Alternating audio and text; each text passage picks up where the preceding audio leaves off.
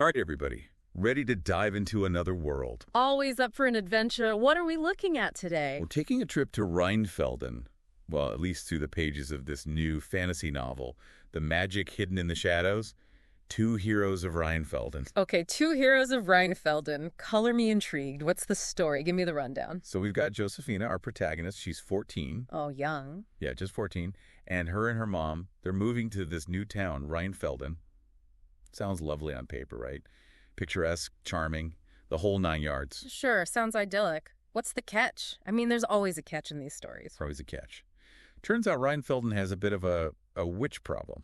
A witch problem. You can't just leave me hanging like that. Details, please. Okay, so every 15 years, this witch curses the entire town. Hold on, she curses the whole town. What kind of witchy grudge does she have? That's some next-level hexing. Right, and that's not even the half of it.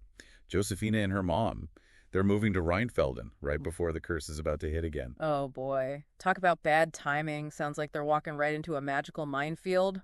Poor Josefina, 14 and thrown into that. I know, right?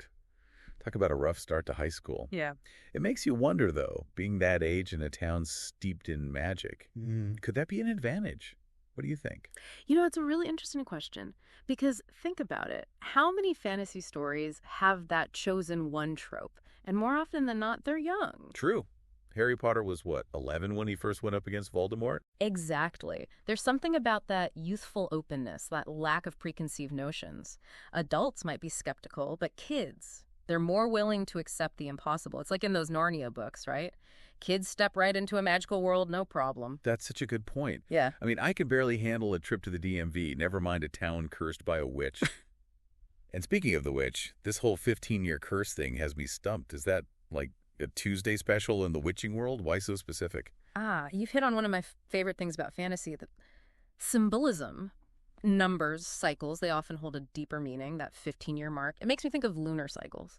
Think about it, witches, the moon, it's practically a cliche at this point, but cliches become cliches for a reason. The moon influences the tides, people's moods. Who's to say it can't fuel some serious magical power?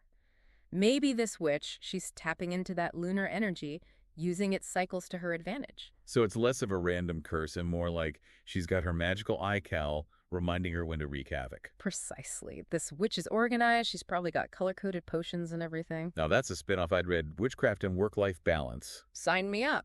But, okay, back to Rheinfelden. We've got a cursed town, a teenage protagonist. What else? Oh, right. Enter Theodore. Theodore, please tell me he's not just the token, handsome love interest. Well, the description does use the word handsome, unironically. It does. But I think there might be more to him. This is a fantasy novel, after all. We need a little intrigue, a little mystery. Right. I mean, he could be the classic hero, sweeping Josefina off her feet and battling evil witches in the moonlight. Or he's connected to all of this somehow. What if his family has a history with the witch? Maybe he's harboring some dark secret of his own. Ooh. Okay, now we're talking. Now that's a plot twist I wouldn't see coming. And the description does say something about their journey to break the curse being an action-packed roller coaster of adventure. Do you think they'll be like fighting off mythical creatures in the Black Forest? The Black Forest. Oh, the possibilities. We're talking about a setting straight out of a grim fairy tale, right? Mm-hmm. There could be ancient rituals, hidden groves bursting with magical energy, maybe even a werewolf or two for good measure. Don't forget the gingerbread houses. Okay, maybe not gingerbread houses. This is the Black Forest, not a theme park. It's a place of wonder and terror, the perfect backdrop for Josefina and Theodore's quest. Totally. It's like they've walked right into a grim fairy tale, but with hopefully, fingers crossed, a slightly less grim ending. We can only hope. It's incredible, really, all these elements coming together. We've got Josefina figuring out her place in this new magical town. Right, and dealing with this whole the fate of the town rests on your shoulders thing. No pressure. Then there's Theodore, potentially hiding a secret or two, maybe a hero, maybe something more complicated. All while battling a witch who schedules her curses around the phases of the moon. It's a lot. Yeah. What stands out the most to you? I have to say, it's that cyclical nature of the curse that really gets me thinking.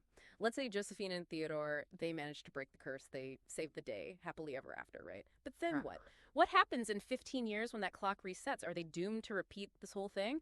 That's something I'd love to see explored. Is true victory even possible when you're dealing with magic so ingrained in the fabric of time itself? It makes you wonder, is it ever truly over?